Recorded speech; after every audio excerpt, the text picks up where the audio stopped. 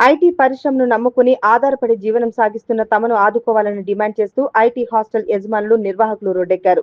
మేడ్చల్ జిల్లా గట్కేసర్ మండలం Pocharam Infosys IT SEZ ముందు హాస్టల్ యజమానులు నిర్వాహకులు భారీ ర్యాలీతో ఆందోళన చేపట్టారు.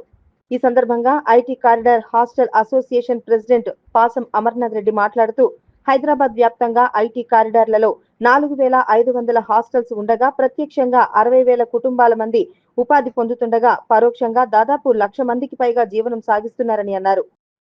వివిధ ఐటీ కంపెనీలు కరోనా సంక్షోభంలో ప్రవేశపెట్టిన వర్క్ ఫ్రం హోం వ్యవస్థను ఇంకా అమలు చేస్తుండటంతో లక్షలాది మంది రోడ్డున పడ్డామని అన్నారు. వెంటనే వర్క్ ఫ్రం వ్యవస్థను తీసివేసి తమలాంటి వారిని ఆదుకోవాలని అమర్నాథ్ రెడ్డి డిమాండ్ చేశారు. పూర్తి స్థాయి దాదాపు 40,000 మంది ఉద్యోగులకి అవకాశం ఇచ్చేటటువంటిది ఉందండి. మా ఈ విజ్ఞప్తి ఏంటంటే వీళ్ళు ఈ ఇన్ఫోసిస్లో పూర్తి స్థాయి ఉద్యోగులు పనిచేయడానికి అవకాశం కల్పించినట్లయితే దీని మీద ఆధారపడిన రంగాలు ఏవైతే ఉన్నాయో అవన్నీ తొందరగా కోలుకోవడానికి అవకాశం ఉందని చెప్తున్నాం. పూర్తి స్థాయి కార్యకలాపాలు ఇన్ఫోసిస్ వాళ్ళు ప్రారంభించాల్సిందిగా మా విజ్ఞప్తి. పూర్తి స్థాయి కార్యకలాపాలని వీళ్ళు కొనసాగించాల్సిందిగా కోరుచున్నాం. చూసి మేము ఇక్కడ కొన్ని కోట్ల రూపాయలు బ్యాంకులలో అప్పులు చేసి చేతి హ్యాండ్ లోన్స్ తీసుకొని మేము చేశాం సార్. కోవిడ్ వల్ల మేము చాలా వరకు లాస్ అయినాం. సో ఇప్పుడు కోవిడ్ తర్వాతకి central government state government decision తీసుకున్న తర్వాతకి వర్క్ ఫ్రమ్ హోమ్ క్యాన్సిల్ చేస్తూ హైబ్రిడ్ విధాన్ని కంటిన్యూగా ఎంప్లాయీస్ని రెగ్యులర్గా బేస్లో రావాలని చెప్పారు. బట్ ఇక్కడ ఇన్ఫోసిస్లో మాత్రం అది జరుగుతా లేదు.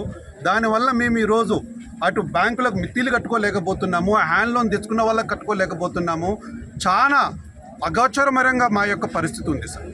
మేము గవర్నమెంట్ని ఒకటే కోరుకుంటున్నాము, ఒకవేళ ఇన్ఫోసిస్కి వాళ్ళు అనుకున్న కమిట్మెంట్ కాకపోతే మిగిలిన ల్యాండ్ని గవర్నమెంట్ హ్యాండ్ ఓవర్ చేసుకొని వేరే కంపెనీస్కి ఇచ్చి వాళ్ళ ద్వారా డెవలప్మెంట్. ఈరోజు గచ్చిబౌలి మాదాపూర్ గురించి ఏదో మాట్లాడుతున్నామో వరంగల్ హైవేలో పోచారం ఆ విధంగా డెవలప్మెంట్ కావాలని మీ అందరం కోరుకుంటున్నాం సార్. ఓకే, నమస్కారం అండి. అందరికీ నమస్కారం అండి. మేము ఇక్కడ ఈరోజు ఇన్ఫోసిస్ క్యాంపస్ దగ్గర మా ధర్నా నిరసన కార్యక్రమం కాదు, ఇది మా అభ్యర్థన.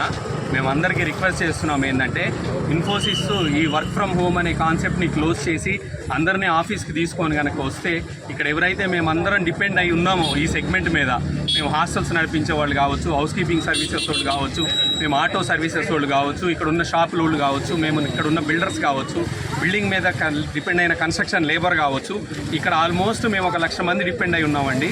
ఇన్ఫోసిస్ కంపెనీలో డైరెక్ట్గా 40,000 మందికి ఎంప్లాయ్మెంట్ ఇస్తామని 447 ఎకరాలు వీళ్ళు గవర్నమెంట్ దగ్గర సెజ్ కింద తీసుకోవడం జరిగింది. కోవిడ్ ముందు వరకు బ్రహ్మాండంగా నడిపించారండి. 25,000 నుంచి 30,000 మందికి ఎంప్లాయ్మెంట్ కల్పించారు వీళ్ళు. మేమందరం కూడా మా కార్యక్రమాలు మీరు ఇక్కడ బయట కనుక చూసుకుంటే ఇక్కడ బయట పెట్టుకున్న వాళ్ళు హౌస్ కీపింగ్ సర్వీసెస్ వాళ్ళు కానీ, గార్డెన్ వాళ్ళు కానీ, ట్రాన్స్పోర్ట్ కానీ, బస్ డ్రైవర్లు కానీ, ఆటో డ్రైవర్లు కానీ అందరం బ్రహ్మాండంగా బతికాం మేము. ఎప్పుడైతే ఈ కోవిడ్ వచ్చిందో కోవిడ్లో ఇదిగో 3 నెలలు అనుకుంటా గడుపుకుంటూ వచ్చాం సార్. ఇప్పటికి 5 సంవత్సరాల నుంచి మరణ బాధ అనుభవిస్తున్నాం మేము. కొన్ని కోట్ల రూపాయలు ఇక్కడ బిల్డింగుల మీద పోశారు ఓనర్లు, కొన్ని కోట్ల రూపాయలు హాస్టల్ ఆపరేటర్స్ పోశారు, కొన్ని లక్షల రూపాయలు ట్రాన్స్పోర్ట్ వాళ్ళు, ఫుడ్ కోర్ట్ల వాళ్ళు, ఇక్కడున్న చిల్లర వర్తకులు, ఇక్కడున్న రియల్ ఎస్టేట్ వాళ్ళు, కన్స్ట్రక్షన్ లేబర్లు, ప్లంబర్లు, ఎలక్ట్రీషియన్లు అందరూ కూడా కొన్ని 100 మంది 1000 మంది ఇక్కడ డిపెండ్ అయ్యి మరణ బాధ అనుభవిస్తున్నాం సార్. వీళ్ళు 447 ఎకరాలు ఏదైతే తీసుకున్నారో దాన్ని ఇమీడియట్గా ఫుల్ ఫ్లెడ్జ్డ్ ఆపరేషన్లోకి తీసుకొని వచ్చి ఇక్కడ ఎంప్లాయీస్ మొత్తాన్ని బ్యాక్ తీసుకొని వచ్చి మమ్మల్ని అందరిని బ్రతికించాలని ప్రార్థన. ఇదేదైతే సెజ్ కింద కేటాయించారో ఓన్లీ ఇన్ఫోసిస్ కోసం కాదండి, డిపెండెంట్ ఎంప్లాయీస్ మొత్తం కోసం కేటాయించారు. ఇన్ఫోసిస్ పోచారం ఏదైతే క్యాంపస్ ఉందో, ఇన్ఫోసిస్లో వల్ల ఏదైతే పోచారంలో డెవలప్మెంట్ జరిగిందో డెవలప్మెంట్ మొత్తం కుంటుపడిపోయిందండి. ఇది ఒక చిన్న పంచాయతీ, గ్రామ పంచాయతీ కాస్త మున్సిపాలిటీ లాగా తయారైంది ఇన్ఫోసిస్ వల్ల. అలాంటిది కంప్లీట్గా మళ్ళీ కుంటుపడిపోయింది. రోడ్లు వేసుకునే పరిస్థితి లేదు, డ్రైనేజ్ పరిస్థితి లేదు, అన్ని విధాలుగా. ఎందుకంటే ఇక్కడ ఎవరైతే ఎంప్లాయీస్ వచ్చి 40,000 మంది పనిచేస్తే దాని మీద మేము 1,00,000 మంది డిపెండ్ అవుతామండి. ఇక్కడ ఆ 1,00,000 మంది అందరికీ రెవెన్యూ వస్తుంది. ఈ రెవెన్యూ వల్ల జీఎస్టీ వస్తుంది, గవర్నమెంట్ ఆదాయం పెరిగింది, బిల్డింగ్లు కడతారు, ట్యాక్సులు పెరుగుతాయి. అంతమంది బతికే వ్యవస్థ కాస్త కుంటుపడిపోయిందండి.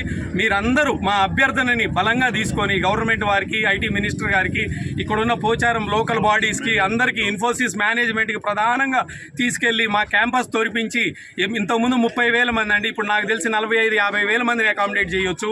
అలానే మా సోదరులు చెప్పినట్టు ఇందాక 447 ఎకరాలు ఈ భారతదేశంలో ఏ సెజ్కి లేదండి. ఏసెచ్కి లేదు. మా అభ్యర్థన ఏంటంటే ఇందులో ఒక 10 కంపెనీలను ఎస్టాబ్లిష్ చేసి లుక్ ఈస్ట్ పాలసీ ఏదైతే ఉందో వరంగల్ సైడు వరంగల్ హైవే వైపు ఏదైతే అభివృద్ధి చేద్దామని అనుకుంటున్నారో ఆ మొత్తాన్ని ఇక్కడ కేంద్రీకరిస్తే ఈ చుట్టుపక్కల ఉన్న ఏరియా మొత్తం సార్ ఓన్లీ పోచారమే కాదు గట్కేసరు పోచారం వరంగల్ దాకా అభివృద్ధి చెందింది. ఇది మా అభ్యర్థన సార్.